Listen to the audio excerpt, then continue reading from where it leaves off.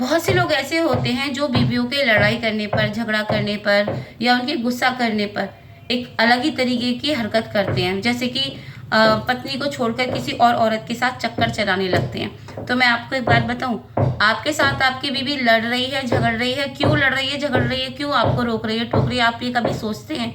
क्योंकि उसे आपकी चिंता है, उसे आपकी ज़रूरत है।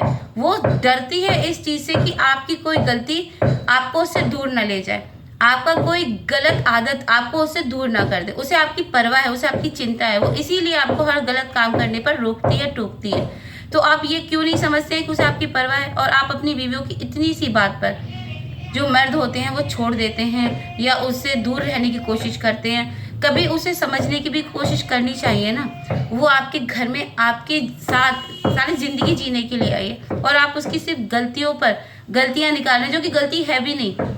जो है वो आपके लिए उसकी परवाह है। अगर वो परवाह थोड़ी सी ऊंची आवाज में निकल भी रही है तो आपको समझने की जरूरत है। और देखिए, अगर आप ये सोचते हैं ना कि हर वक्त मीठा बोलने वाली बीवियां अच्छी होती हैं, जो हर वक्त गले लगा के रखती हैं, हर वक्त प्यार ही करती रहती हैं, कुछ गलत नहीं बोलती हैं, ना रोकती हैं ना टोकती हैं, जो लोग ये सोचते हैं, मैं उन्हें बता दूं कि ऐसी बीवी जो होती हैं वो सिर्फ अपने पति के पैसों के लिए उनसे प्यार करती हैं। वो सिर्फ ये चाहती हैं कि मेरे पति की नज़र में मैं अच्छी बनी रहूं, वो मेरे लिए पैसा देता रहे, मुझसे कुछ ना कहे, बस उनकी सोच ये होती है।